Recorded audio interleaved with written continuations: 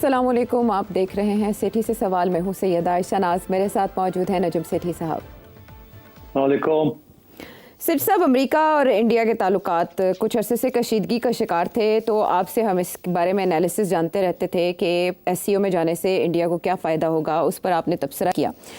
आपकी प्रेडिक्शंस कुछ 6 माह में, कुछ 3 माह में, कुछ 1 साल में पूरी होती हैं, लेकिन ये तो 24 घंटे से पहले ही पूरी हो गई, जो आपने बताया कि अमेरिका और इंडिया के ताल्लुकात का मुस्तकबिल क्या है। ये बड़ी हैरान कुन बात है कि हमने फ़ौरन देखा बदलाव रवैये में। आपने कल क्या कहा था प्रेडिक्शन में, पहले वो याद दहानी करवाते हैं। मेरा अपना तज्जिया ये है कि इंडिया बिल्कुल चाइना के कैंप में नहीं जाएगा। इंडिया अपने रशिया के साथ तल्लकात रखेगा, मगर इंडिया और चाइना के जो प्रॉब्लम्स हैं बड़े गहरे हैं, और सबसे बड़ा उसके अंदर इश्यू पाकिस्तान है। इसलिए मैं नहीं समझता कि ये डोनाल्ड ट्रंप के वो जनाब चाइना के डार्क एरियाज के अंदर इंडिया जा रहा है, ऐसी बात नहीं है। मेरा ये याद रखिएगा, मेरा क्लिप रखिएगा कि ये सूनर और लेटर इंडिया वापस डोनाल्ड ट्रंप और अमेरिका के कैंप में वापस एक पांव रखेगा और अपने जो मसाइल हैं अमेरिका के साथ उनको हल करेगा। स्पेशली ये जो टेरिफ्स वाली बात है, ये छोटा सा एक हिकअप हुआ है। हिकअप मतलब है कि क्या कहते हैं, हिचकी आई है, तात्तुल आया है। हिचकी आई है। डोनाल्ड ट्रंप ने कोई बेवकूफ सी बातें की हैं जिसकी वजह से नरेंद्र मोदी ने अपनी इज्जत बचाने के लिए ये काम किया है, मगर इसका ये मतलब नहीं है कि वो इस कैंप के अंदर जा रहा है। एक एक बात काबिल गौर है आपके सारे एनालिसिस में, और हर जुमला वजन रखता है। जैसे आपने कहा सूनर और लेटर, चले ये डोनाल्ड ट्रंप ने आज जिन ख्यालात का इजहार किया, एएनआई की खबर को रीट्वीट करते हुए नरेंद्र मोदी जी ने भी उसका जवाब दे दिया, ऐसे जैसे तुरंत वो तैयार बैठे थे लपके फौरन जवाब देने के लिए कि आईजे हम तो आपको मिस कर रहे थे, ये ब्रेकअप तो है नहीं और ना ही हमने मूव ऑन किया, हम आपकी तरफ वापस आ रहे हैं। आपने फिर कहा एक पाँव रखेगा वो दोबारा अमरीकी कैंप में। अब इसके बाद फर्दर आपसे जानना है कि ये हिचकी तात्तुल के बाद अमेरिकन प्रेसिडेंट डोनाल्ड ट्रंप को पछतावा हो रहा है, या वो दाना डाल रहे हैं कि इंडिया का रिस्पांस चेक करें। What's next? आप सही कह रही हैं। डोनाल्ड ट्रंप ने ये फजूल सा बयान दिया था, उसमें कोई हकीकत नहीं थी, ना कोई वजन था, और नरेंद्र मोदी के ऊपर प्रेशर पड़ गया बिकॉज इंडियन मीडिया पड़ गया उसको कि डोनाल्ड ट्रंप तो ऐसी बातें कर रहा है। उसके बाद आपने देखा कि उनके कॉमर्स के जो सेक्रेटरी हैं उन्होंने भी बड़ी सख्त बातें की जी।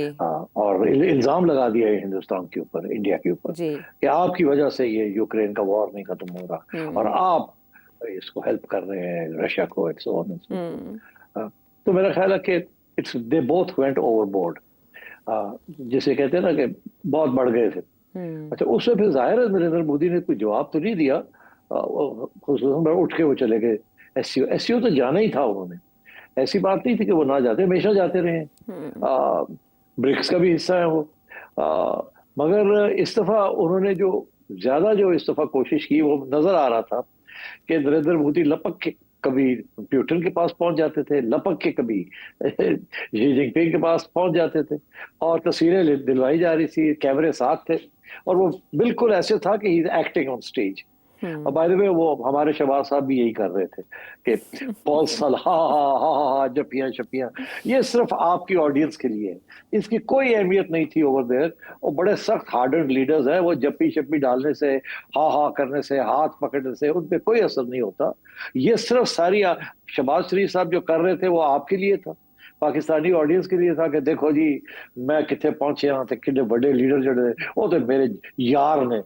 उधर नरेंद्र मोदी भी यही कर रहा था, हाथ पकड़ के इधर जा रहा था, हाथ पकड़ के इधर आ रहा था और फॉल्स लाफ्टर, हा जैसे कि वो सिर्फ आपके लिए कर रहे थे। कोई उनको उसमें मिला शिला कुछ नहीं, किसी किस्म का, ना ही वो इतने मंजे हुए लीडर्स के साथ ये हा हु के साथ कुछ बात बनती है।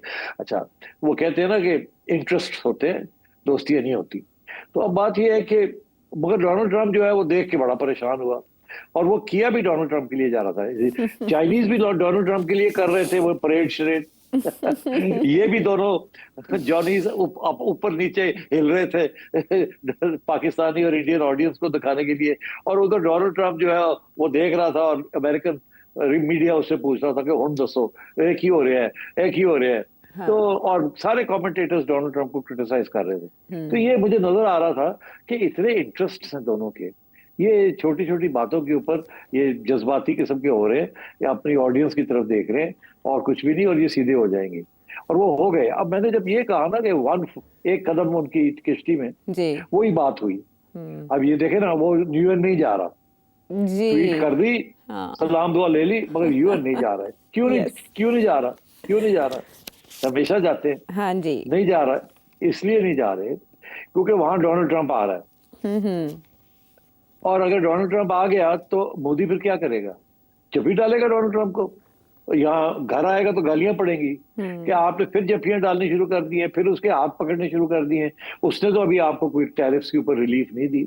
उसका तो मौकफ वही है पुराने वाला कि आप मेहरबानी करके और इतना तेल ना खरीदें। क्योंकि डोनाल्ड ट्रंप ने अपना मौकफ फौरी तौर पर चेंज नहीं करना, आगे जाके चेंज करेगा। जैसे ही वो यूक्रेन के ऊपर रूस के साथ कोई मुकबका होता है, जिसके साथ मेरा जो तजिया है वो 3-4 महीने लग सकते हैं, 2-3 महीने लग सकते हैं, उस वक्त तक ये रखेगा ये तलवार।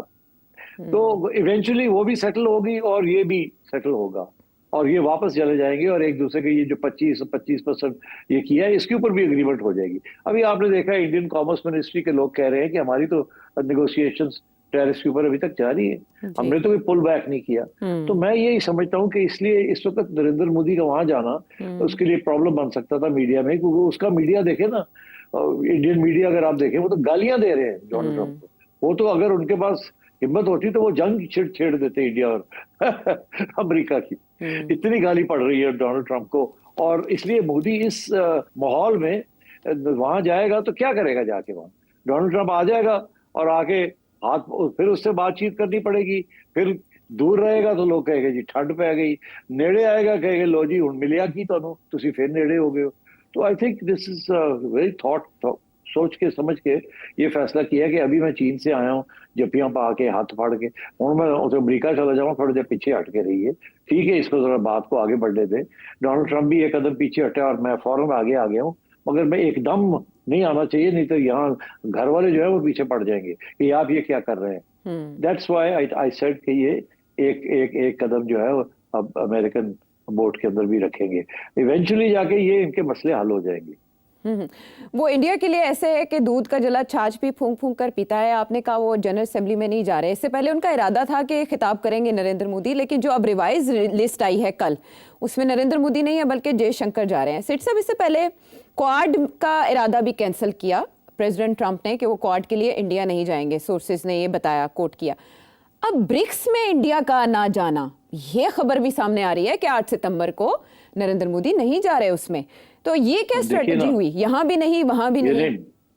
अभी देखे ना, वहां जो बात की जा रही है, जो डोनाल्ड ट्रंप के लोग हैं वो तो ये कह रहे हैं ना कि बेसिक मसला एससीओ नहीं है, बेसिक मसला ब्रिक्स है। ब्रिक्स एक इकोनॉमिक ब्लॉक बन रहा है जो कि डॉलर को गिराना चाहता है और नई करेंसी करना चाहता है। और BRICS is the economic bloc, not SCO. के अंदर इज नॉट इम्पोर्टेंट, सिक्योरिटी वाली बात है एससीओ की। BRICS is the economic challenge to America.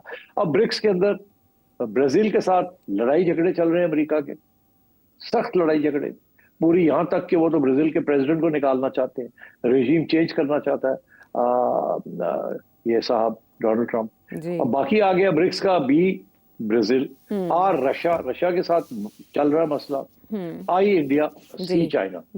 तो रशिया और चाइना के दरमियान आई है। अब उसके ऊपर वो कह रहे हैं, उसका सेक्रेटरी कह रहा है जो डोनाल्ड ट्रंप का, कि ये जो आई बीच में आया हुआ है ना ब्रिक्स का, ये अगर निकल जाता है तो फिर ब्रिक्स नहीं चलता। तो या आप फैसला करें आपने ब्रिक्स में रहना है, तो फिर हम तो ब्रिक्स को नहीं छोड़ेंगे, तो या आप निकले ब्रिक्स से बाहर। क्योंकि ब्रिक्स BRIC ब्रिक लफ्ज ही बनता है इंडिया के साथ, वावल है ना अंग्रेजी का वावल। तो ये वो हाँ, तो ये बातें हो रही है। तो अब प्रेशर तो है, और तो आई थिंक नरेंद्र मोदी बड़े ख्याल से हर बात करेगा। एक तरफ वो उधर गया है, इधर सलाम दुआ ले ली है। अब वो अगर ब्रिक्स चला जाता है तो अमेरिका को फिर डोनाल्ड ट्रंप ने गरजना था, इसलिए कोई पॉइंट नहीं है इस वक्त गरजने का और लड़ाई झगड़े लेने का। थोड़ा पीछे हट के बैठे, डोनाल्ड ट्रंप को भी सांस लेने दें। तो I think that's what's happening right now. अच्छा, ये डिप्लोमेटिक कंफ्यूजन इस वक्त भारत पे हावी दिखाई देती है कि जयशंकर एससीओ नहीं गए, घर बिठाया उनको, मगर वो अब ब्रिक्स में जाएंगे। तो ब्रिक्स में जयशंकर के जाने को और मोदी जी के अवॉइड करने को चाइना और रशिया कैसे देखेंगे? देखिए, चाइना और रशिया जो चाहते थे उन्होंने कर लिया है, वो चाहते थे कि थोड़ी दरार पड़ जाए between Narendra Modi and Donald Trump, because उनको भी एक बात का पता है, दो बातें। एक बात का रशिया को इस बात का पता है कि इंडिया रशिया से तेल लेना खत्म नहीं करेगा। रशिया और इंडिया की जो तल्लकात हैं, दे आर 70 ईयर्स ओल्ड, पहले दिन से। और वो तल्लकात जो हैं, they are based on mutual interest. बहुत सी इंडस्ट्री और बहुत सी जो टेक्नोलॉजी ट्रांसफर्स हुए हैं पहले बीइंग फ्रॉम रशिया। तो रशिया को तो कोई खतरा नहीं है कि इंडिया अमेरिकन कैंप पे चला जाएगा, और जाएगा, मगर रशिया के साथ उसका तल्लकात खराब नहीं होंगे। वो जो चल रहा है वैसे ही चलेगा, रशिया को कोई फिक्र नहीं है इस बात का। जहां तक चाइना है, चाइना को भी इस बात का पता है कि कभी भी इंडिया चाइना के रिलेशंस ठीक नहीं होंगे as long as Pakistan India के रिलेशंस ठीक नहीं होते, और as long as India China की लीडरशिप को एक्सेप्ट नहीं करता। ये दो चीजें, और जो इंडिया नहीं करने के लिए तैयार। इसलिए उन्होंने तो, जिन्हें कहते हैं ना, थोड़े से मजे लिए नरेंद्र मोदी को होस्ट करके। थोड़ा सा डोनाल्ड ट्रंप के ऊपर प्रेशर पड़ा, और डोनाल्ड ट्रंप और इंडिया के दरमियान कोई थोड़ी बहुत लेन देन हो गई है। But everybody is very realistic. उन्हें पता है इस बात का कि ये मसला है, और ये इस तरीके से सॉल्व नहीं होगा। अब आपने कहा कि 1 या 2 माह तक चीज़ें सेटल होती दिखाई देंगी। उनके कॉमर्स सेक्रेटरी ये कह रहे हैं कि इंडिया आएगा टेबल पर और सॉरी करेगा। क्या इंडिया इस हद तक जा सकता है कि वो माजरत खा? सॉरी नहीं, इंडिया आएगा, टेबल पे जाएगा, सॉरी नहीं करेगा। ये गलतफहमी है उनकी कि वो सॉरी करेगा। किस चीज का सॉरी करेगा? कि वो ब्रिक्स में रशियन ऑयल खरीद रहे हैं। सॉरी ना, वो रशियन ऑयल खरीदेगा। डोनाल्ड ट्रंप भी इस बात को मानेगा, और ये जो इंडिया के ऊपर एक्स्ट्रा टैरिफ्स लगे ये भी खत्म होंगे। मगर उससे पहले अमेरिका, रशिया, यूक्रेन के ऊपर कोई ना कोई सेटलमेंट होनी पड़ेगी। उस वक्त तक थोड़ा सा मसले रहेंगे इंडिया के लिए। डोनाल्ड ट्रंप पीछे नहीं हट सकता। वो उस वक्त पीछे हटेगा जब उसे स्पेस मिलेगी रशिया, यूरोप और यूक्रेन के अंदर। फिर वो कह सकता है कि मैंने कर लिया, मैंने जंग खत्म करा दी, मेरे प्रेशर टैक्टिक्स कामयाब हो गए, मैंने कामयाब हो गया हूं, वाह वाह वाह वाह वाह वाह, अब इंडिया यार तू भी मुझे नॉमिनेट कर दे फॉर नोबेल प्राइज और वापस तुम्हारे tariffs. That is the game. Donald Trump के लिए इस वक्त पीछे हटना इतना आसान नहीं है, मगर वो भी हटेगा। तो आज उन्होंने ये इशारा दे दिया इस तरह की गुफ्तगू करके कि दरवाजे खुले हैं, बंद नहीं हुए, डैमेज कंट्रोल शुरू हो चुका है। करेक्ट। तो इसका मतलब है कि जो सेक्रेटरीज हैं अब उनके ऐसे बयानात भी इंडिया के हवाले से सख्त सामने नहीं आएंगे, जैसे पीटर नवारो का बयान सामने आया और जैसे आज हॉवर्ड लोटनिक उनका बयान सामने आया। मेरा ख्याल है नहीं आएंगे, और रोक दिया जाएगा सिलसिला। जैसे पाकिस्तान के हवाले से एक वक्त में बयानबाजी शुरू हुई थी, उसके बाद वो कंट्रोल हुई। और ऐसे में जब इंडिया के साथ अमेरिका के ऐसे मामलात हैं तो पाकिस्तानी भी ये सोचने पे मजबूर हो जाते हैं कि किसी भी वक्त प्रेसिडेंट ट्रंप पाकिस्तान के हवाले से भी पैंतरा ना बदल लें। ये खदशा किस हद तक रियलिस्टिक है? ये बिल्कुल रियलिस्टिक है। डोनाल्ड ट्रंप का कुछ नहीं कहा जा सकता। ये वही डोनाल्ड ट्रंप है जब ये नया नया प्रेसिडेंट बना था पहली दफा, तो इसने तो पाकिस्तान के बारे में जो बातें की थी वो तो आप रिपीट भी नहीं कर सकते। हमारे साथ ज्यादती की है, और ये देखें, कहते हैं कि अफगानिस्तान को हमने इंस्लेव किया हुआ था, बहुत बातें की थी उसने। तो और ऐसे ही ख्यालात का इजहार वो भारत के हवाले से कर रहे हैं और कह रहे हैं कि भारत टैरिफ किंग है और भारत ने हमेशा फ़ायदा उठाया है अमेरिकी मंडियों का। सिचुएशन बड़ी ड्रामेटिकली चेंज हुई कि रिपोर्ट किया एक अखबार ने 4 बार नरेंद्र मोदी ने फ़ोन नहीं उठाया प्रेसिडेंट ट्रंप का, लेकिन उसके बाद प्रेसिडेंट ट्रंप ने एक हल्का सा इशारा दिया, हल्का सा नरम गोशा दिखाया और उस पर ANI की खबर को रीट्वीट करते हुए वेलकम किया, स्वागत किया नरेंद्र मोदी ने। बात अब आगे कैसे बढ़ती है, बर्फ़ कैसे पिघलती है और आलमी तनाज़ात एक दूसरे से कैसे जुड़े हैं, हम देख रहे हैं कि भारत की खारजा पॉलिसी के भारत के सितारे गर्दिश में है। इसी तरह आलमी सतह पर जो इंडियन डायस्पोरा है उसके लिए भी बहुत सी मुश्किलात खड़ी हो गई हैं। इसकी जो एक ताज़ा लहर है वो ऑस्ट्रेलिया में देखने में आई, जहां एंटी इमिग्रेंट्स मुजाहरे हो रहे हैं इमिग्रेशन के खिलाफ। वैसे तो यूके में भी होते रहे, लेकिन ऑस्ट्रेलिया में इस लहर का आना, सिट साहब इसके मुहर्रिकात आपके ख्याल में क्या हो सकते हैं? देखिए, आपने कहा कि एंटी इमिग्रेशन मुजाहरे हो रहे हैं। एक्चुअली ऑस्ट्रेलिया के अंदर बात आपने बिल्कुल सही की, मगर जो फोकस है वहां वो इंडिया के ऊपर है, इंडियन इमिग्रेंट्स के ऊपर है। उसकी वजह यह है कि सबसे ज्यादा बड़ा ग्रुप इमिग्रेशन का जो पिछले 4-5 साल में वो इंडियंस 2-3 लाख इंडियंस वहाँ ऑस्ट्रेलिया पहुंचे। अब मगर ये बात आप वाली है, ये एंटी इंडिया नहीं है this global movement. This global movement is anti immigrant. अभी जर्मनी के अंदर बड़ी तनकीद हो रही है, चांसलर जो पुरानी चांसलर थी मर्कल, जिसने ये ओवर 1 मिलियन रेफ्यूजीज को जर्मनी में आने दिया और यूरोप के अंदर बड़ी उसकी क्रिटिसिज्म हो रही है। फ्रांस के अंदर भी, ये सारे मुल्कों के अंदर, अब यूके के अंदर भी शुरू हो गया है। ये सारे मुल्कों के अंदर एक white supremacist right wing, extreme right wing ideologies जो है वो उभर रही हैं, और वो बेसिकली जो एजेंडा लेके चल रही हैं वो ये इमिग्रेशन का एजेंडा लेके चल रही है, मगर है वो रेसिस्ट। अच्छा, इनके लिए प्रॉब्लम क्या है? अब प्रॉब्लम ये है कि अगर ये एंटी इमिग्रेंट मूवमेंट आगे बढ़ता है तो, और गवर्नमेंट्स के ऊपर प्रेशर पड़ता है कि इमिग्रेशन बंद की जाए या कम की जाए, तो इन सब मुल्कों के अंदर एक प्रॉब्लम बन जाती है। प्रॉब्लम यही है कि इन्होंने आने क्यों दिए पहले? क्या इतने इनके बड़े दिल थे कि जी आन दो जो आना चाहे आ जाए? नहीं, ऐसी बात नहीं थी। क्या ये ह्यूमन राइट्स रेफ्यूजीज आ रहे थे तो उनको सपोर्ट करना था?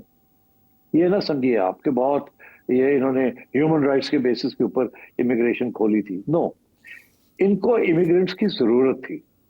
ये सारे मुल्कों के अंदर पॉपुलेशन ग्रोथ 0 हो चुकी है और उनकी पॉपुलेशन जो है वो एज बढ़ती जा रही है। ये लोग अपने प्रोड्यूस नहीं कर रहे नई जनरेशन अपने रेस की। इनके जो लोग हैं वो बूढ़े होते जा रहे हैं। अच्छा, जब वो बूढ़े होते जा रहे हैं तो वो काम कम कर रहे हैं, और इनको अब क्योंकि एफ्लुएंस इतनी थी इनमें, ये अब काम भी इतना नहीं करना चाहते, और वो जो सारे मीनियल काम्स हैं, जो लो ग्रेड काम्स हैं, वो ये करना नहीं चाहते, और इनके पास लेबर फोर्स नहीं है अपनी। तो इसलिए अब किसी ने झाड़ू देना है, किसी ने टॉयलेट साफ करना है, किसी ने घर साफ करना है, सड़कें साफ करनी है, ये काम करने हैं, वो इनके पास अपने लोग ही नहीं है करने के लिए, या वो करना नहीं चाहते। वो कहते हैं कि यार हम ये नहीं करेंगे, हम बैठ जाएंगे, हमें डोल मिल जाएगा। डोल से मुराद ये कि आज जो अनएम्प्लॉयड है उनके लिए स्टेट जो है, ये वेलफेयर स्टेट्स है, उनको पैसे दे देती है, रोटी पानी दे देती है, घर दे देती है। तो वो कहते हैं हम ये काम नहीं करेंगे, तो ये काम किसी ने तो करने हैं ना। तो इसलिए इमिग्रेंट्स जो आते हैं वो टेक लो वेजेस, और वो सारे काम करने के लिए तैयार होते हैं। तो आई थिंक एक तरफ उनकी इकोनॉमिक नीड थी, ये सारा कुछ। दूसरी तरफ ये था कि जाहिर है जब ये इमिग्रेंट्स आएंगे तो जाहिर है फिर वो रेसिस्ट जो हैं वो तो मौका ढूंढेंगे ना। अब वो रेसिस्ट जो हैं वो ये कह रहे हैं कि इमिग्रेंट्स ने हमारे जॉब्स ले दिए, हमारे जॉब्स ले रहे हैं। एक्चुअली ये जॉब्स जो हैं वो ले रहे हैं बिकॉज ये गोरे जो हैं ये अब वो जॉब्स करना नहीं चाहते। ये नहीं कि इन्होंने ले लिए, इनको दिए हैं कि यार आप करो ये काम। बस ड्राइवर आप बनो, टैक्सी ड्राइवर आप बनो, जैनेटर आप बनो, हाउस क्लीनर आप बनो। डॉक्टर्स इनके पास नहीं है, नर्सेज इनके पास नहीं है, तो ये अब घर बैठना चाहते हैं। वो कहते हैं सानू जॉब दो, बस काफी है, इनसे काम कराओ। तो अब बात ये है कि और ये इकोनॉमीज जो है दे बिकमिंग डिपेंडेंट ऑन इमिग्रेंट्स, और इमिग्रेंट्स इसलिए बिकॉज वो लो वेजेस पे काम करने के लिए तैयार होते हैं। ठीक, तो आई थिंक इनके लिए ये इसीलिए मेन स्ट्रीम सारी गवर्नमेंट्स जो है इस वक्त यूरोप के अंदर वो एंटी इमिग्रेंट्स नहीं है, वो सिर्फ इलीगल इमिग्रेंट्स के खिलाफ है कि कंट्रोल करके रखना चाहते हैं। ये नहीं कि ज्यादा हो जाए और मसला ना बन जाए।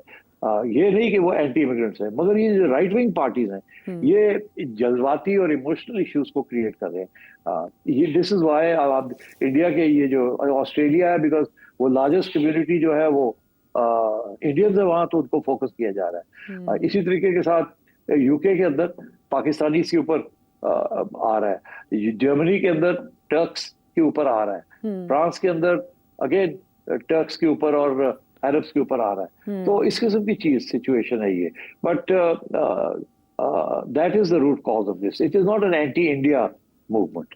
अच्छा सेठ साहब, कुछ हफ्ते पहले ही ऑस्ट्रेलिया के बड़े बड़े शहरों में, जिनमें सिडनी भी है, मेलबर्न भी है, पर्थ भी है, ब्रिस्बेन भी है, यहाँ प्रो पैलेस्टीन प्रोटेस्ट देखा गया। लाखों की तादाद में लोग उसमें शरीक हुए, और वो दुनिया में हेडलाइंस इसलिए बनी कि ऑस्ट्रेलिया जैसी सोसाइटी में, ऑस्ट्रेलिया जैसे मुल्क में फ़लस्तीन के हक में इतने बड़े पैमाने पर मुजाहरे हो रहे हैं। जिसके बाद जो एनालिस्ट है वो ये भी समझते हैं कि वहाँ जो फार राइट है वहाँ का, वो मुस्तरब हो गया कि ये हमारे मुल्क में क्या हो रहा है, जिसके बाद ये जो प्रोटेस्ट हैं या वहाँ पर जो एंटी इमिग्रेंट कैंपेन है वो शुरू हो गई। ये फैक्टर आप कितना असरअंदाज या असरपजीर समझते हैं? बिल्कुल सही कह रहे हैं कि अब देखिए ना, ये जो पैलेस्टीन के ऊपर जो प्रोटेस्ट हो रही हैं, आप सोचिए कि हर इमिग्रेंट जो है वो सारे इनको सपोर्ट करेंगे, they will go into those protest. तो ये तो बहुत पॉइंट बन गया ना कि अगर 1 लाख की प्रोटेस्ट है तो उसके अंदर 30-40 हजार तो 20-30 हजार तो इमिग्रेंट्स होंगे। तो दैट पॉइंट इज वैलिड। मगर दूसरा पॉइंट भी वैलिड है, ये जो रेसिस्ट जो प्रोटेस्ट कर रहे हैं, ये 5,000, 6,000, 10,000, इससे ज्यादा नहीं है इनकी कंस्टिट्यूएंसी, मगर शोर ज्यादा है, झंडे लेके फिर रहे हैं, तोड़-फोड़ करते हैं, मीडिया को फोकस करना पड़ता है, बट इससे ज्यादा नहीं है। ठीक है, लेकिन यूके में सूरत हाल परेशान कुन हो गई थी जब इस नौइयत के मुजाहरों के बाद तशद्दुद भी शुरू हुआ था, जिसके बाद लेबर गवर्नमेंट को कुछ ऐसे नहीं पड़े, फौरी अदालतें लगानी पड़ी, जिसके बाद इस नौइयत के पुरतशद्दुद मुजाहरों या सेंटिमेंट का किसी हद तक घेराव या खात्मा मुमकिन हुआ या कंट्रोल करना मुमकिन हुआ। लेकिन चिंगारियाँ ये सोसाइटी में दबी हुई मौजूद ज़रूर हैं, जिसका डिस्प्ले अक्सर और बेशतर हमें दिखाई देता रहता है। प्रोग्राम में वापस आते हैं ब्रेक के बाद।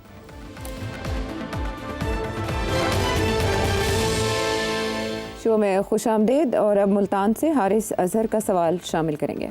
सेठी साहब, ज़लज़ला अफ़गानिस्तान में हो, बारिशों और सैलाब का सिलसिला पाकिस्तान में हो, हिमाचल प्रदेश में 1910 के बाद से रिकॉर्ड बारिश और उसका पानी, उसका ज़मीनी राब्ता हिंदुस्तान में मुनक़ता हो, क्या वक्त नहीं आ गया कि अब रीजन के ये लोगों को मिल बैठ के सोचें कि और कितनी नस्लों को हमने इंतहा पसंदी, जज्बाती हुब्बुल वतनी और हथियारों की ज़्यादा ख़रीदारी पर अपने वसाइल को सर्व करना है, बजाय इसके कि हम ऑन द कंट्रेरी वही वसाइल को इस मुल्क की तरक्की, इन लोगों और इन नस्लों को बेहतर ज़िंदगी देने पे वो करें। क्योंकि सेठी साहब वो कहते हैं कि मौत तो सब पे आनी है, लेकिन क्या ज़िंदगी भी सब पर आई है? और दूसरी बात ये कि सैलाब के पानी में और इतनी मुसीबतों आफतों में ये एलीट कैप्चर और the clash of the titans है, चाहे वो ख्वाजा साहब हो या हनीफ अब्बासी हो, ये तो इनकी आपस की लड़ाई है ना, इनसे लोगों का कोई फायदा है? जी, आप बात तो सही कह रहे हैं थ्योरेटिकली कि, और चाइना बाय द वे यही बात कह रहा है, ये एससीओ और ये सारी बात जो चाइना का फलसफा है कि इंडिविजिबल सिक्योरिटी और जियो इकोनॉमिक्स के ऊपर अब काम किया जाए। मैं प्रॉब्लम ये है कि एक वक्त था कि हिंदुस्तान चाहता था कि किसी तरीके के साथ कोई मसला हल हो जाए पाकिस्तान के साथ और लड़ाई झगड़े बंद हो जाए, मगर कश्मीर देने के लिए तैयार नहीं था। हमारी तरफ से वो वक्त हम भी छोड़ने के लिए तैयार नहीं थे, तो लड़ाई झगड़े चलते रहे। अब सूरत हाल ये है कि सबको इस बात का एहसास है कि लड़ाई झगड़े बंद होने चाहिए और अमन की बात होनी चाहिए, डेवलपमेंट की बात होनी चाहिए। अब प्रॉब्लम क्या है? मेरा ख्याल है हमारी तरफ से तो अब तैयारी है कि अब हमने करके देख लिया जो कुछ हमने करना था, और अब तो सूरत हाल ये भी है कि शायद कश्मीरी भी जो है वो अपनी आज़ादी की बात जरूर करेंगे, मगर इससे इधर उधर की बात नहीं करेंगे। उधर इंडिया का जो अंदर ना बहुत तब्दीली आ गई। नरेंद्र मोदी और बीजेपी का जो एजेंडा है वो तो है ही एंटी मुस्लिम और एंटी पाकिस्तान। वो पॉपुलैरिटी उनकी उसी के ऊपर बेस्ड है। ये पहली दफा ऐसे हुआ है, पहले कभी ऐसे नहीं था कांग्रेस के जमाने में, और पहली बीजेपी भी जब वाजपेयी साहब थे, वो बीजेपी जो आरएसएस के कंट्रोल में नहीं थी, वो तो फिर भी आपसे बात करने के लिए तैयार थे और मसला हल करने के लिए तैयार थे। और शायद वो अपॉर्चुनिटी मिस हो गई। अगर वो अपॉर्चुनिटी ना मिस होती तो आज के हालात बिल्कुल फर्क होते, अच्छे हालात होते, और आप जो बात कर रहे हो सबकी तवज्जो उसी की तरफ होती।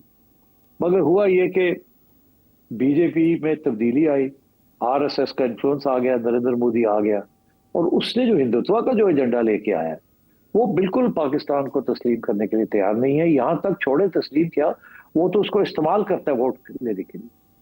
तो इसलिए अब इसका इम्कान बहुत कम है।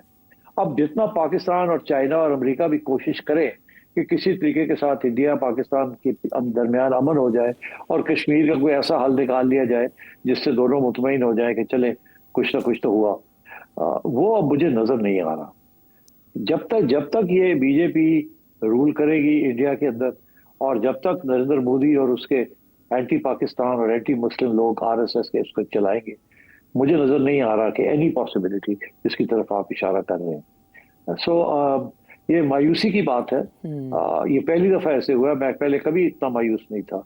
हमारी तो हमेशा उम्मीद यही थी, और मियां नवाज शरीफ की भी यही उम्मीद थी कि जी किसी तरीके के साथ इसको खत्म किया जाए और तवज्जो दी जाए अपने गरीब आवाम की तरफ।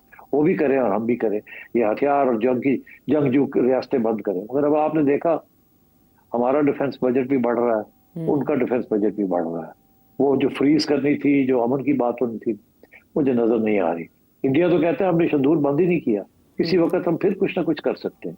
और अब आप तो पूरी तैयारी करनी पड़ेगी आपको, तो छोड़ना तो नहीं पड़ेगा। तो मेरा ख्याल है it's bit late for that. It's very unfortunate, very unfortunate. अब मेरी तो यही ख्वाहिश होगी कि इंडिया के अंदर तब्दीली, अच्छी तब्दीली आए, नरेंद्र मोदी और बीजेपी की फारग हो, और कोई ऐसी पार्टी आए वहां जो कि समझे कि अमन की बात करने का वक्त है। मैं समझता हूँ पाकिस्तान तैयार है अमन के लिए। और इसके लिए इंडिया में तब्दीली ज़रूरी है, क्योंकि हिंदुत्व नज़र वहाँ जा रही है। अच्छा सिटी साहब, ये अभी की खबर है कि मकबूजा कश्मीर में फील्ड मार्शल आसिम मुनीर की तस्वीरों वाले पोस्टर्स चस्पा किए गए हैं यौम दिफा पर, और उन पे लिखा हुआ है कि वो वक्त दूर नहीं जब कश्मीर आज़ाद होगा। हाँ, अब देखे ना, इस किस्म की चीज जब होती है तो फिर और भी टेंशन क्रिएट हो जाएगी ना। अब ये तो कहेंगे जी पाकिस्तान ने करवाया ये, तो आप समझे कि दिस मैटर इज कंटिन्यूइंग। अब इसके बाद कराची से सिकंदर।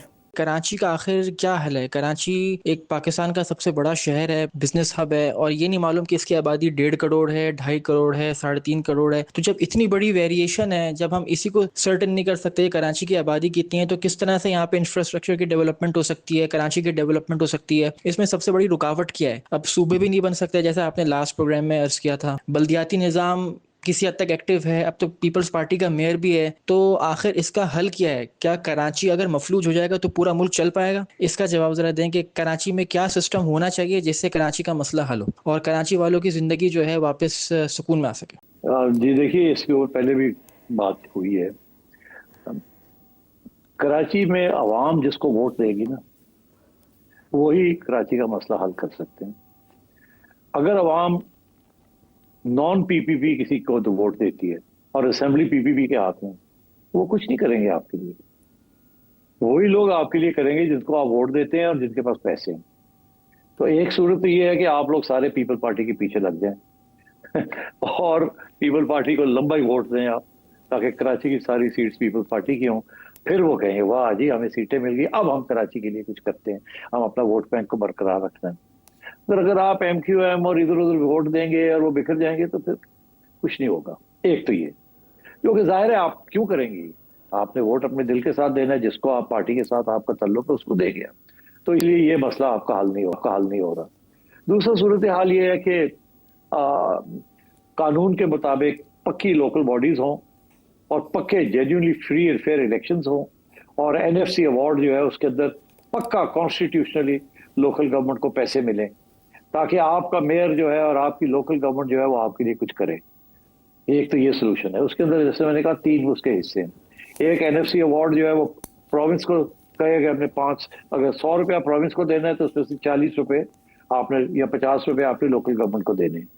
तो ये कॉन्स्टिट्यूशनली हो और फेडरल गवर्नमेंट डायरेक्ट आपको कर दे, और फिर लोकल गवर्नमेंट ऐसे कानून हो जो कि मेक श्योर कि वहाँ रिगिंग ना हो सके और इलेक्शन कमीशन तकड़ी हो, ताकि आप अपने नुमाइंदे बना सके, फिर वो आपके लिए काम करेंगे।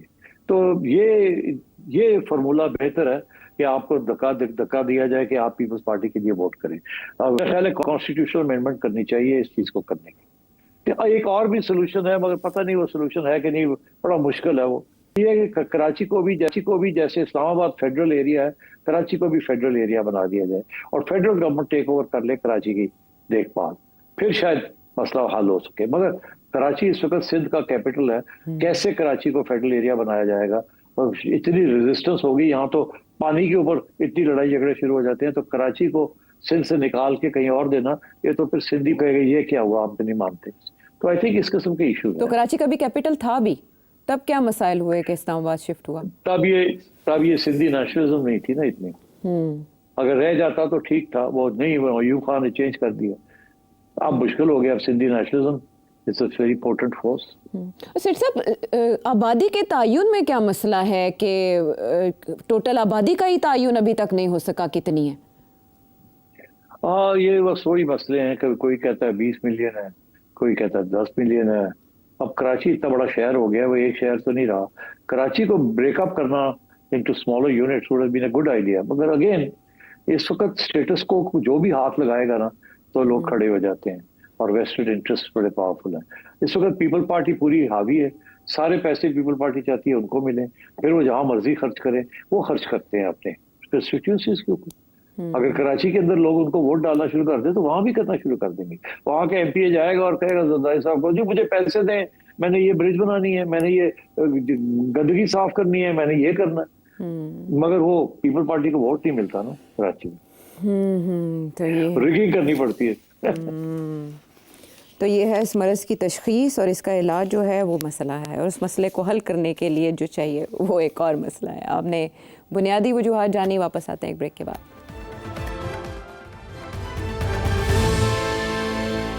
शो में साथ देने का शुक्रिया। बहुत से सवाल बहुत इंटरेस्टिंग, उनमें से इंतखाब वाकई एक मुश्किल काम होता है। अमेरिका से डॉक्टर अब्दुल, इनका सवाल शामिल करते हैं। क्या पाकिस्तान ने बड़े लीडर पैदा करना बंद कर दिए हैं, या हमारी किस्मत में नवाज शरीफ, ज़ियाउल हक, जरदारी, मुशर्रफ, इमरान खान, इन्हीं जैसे लोग रह गए हैं? प्रॉब्लम है कि हमने कोई ऐसा लीडर नहीं पैदा किया जो हमारी 20 साल, 30 साल, 50 साल की प्लानिंग करे। एजुकेशन, वाटर रिसोर्सेज कि हमने कैसे चलना है, ये हमारा इस तरह से आगे गोल है। अगर आप देखें तो हमारी लीडरशिप में ख्वाजा आसिफ, फैसल वाउडा, कोई बातें सुन के हंसी आती है। आपकी क्या राय है कि what is the problem? In all seriousness संजीदगी की बात यह है कि अवाम लीडर्स पैदा करती है, और वो दूसरा ये है कि people get the leaders they deserve. अगर आप लोग इनको लीडर्स मानते हैं, इनको वोट देते हैं, तो फिर यही लीडर आएंगे ना तो कहीं और से तो नहीं आएंगे ना। तो इसलिए मेरा ख्याल है आप अपनी जिम्मेदारी भी संभालिए। बड़े अच्छे लोग हैं पाकिस्तान में, टैलेंटेड लोग हैं, जानदार लोग हैं, वोट नहीं पड़ता उनका।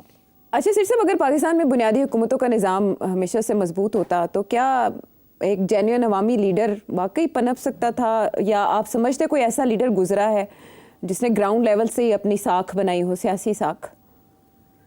बन सकती थी, लोग थे, पोटेंशियल जिनमें था, मगर अब उनको बनने नहीं दिया, या अवाम उनको तस्लीम नहीं करती। तो इसमें दो हाथ से ताली बजती है। अब जाके आप देखें कि एक जमाने में Nawaz Sharif genuinely popular leader बन गए थे। आपने देखा Imran Khan genuinely popular leader बन गए हैं। तो ये सिलसिला ऐसे ही चलता है। इसीलिए ये सारी बात होती है ना जी, टेक्नोक्रेट्स। अब टेक्नोक्रेट्स जो हैं, दे आर ऑल गुड, आमतौर पे दे आर गुड एडमिनिस्ट्रेटर्स।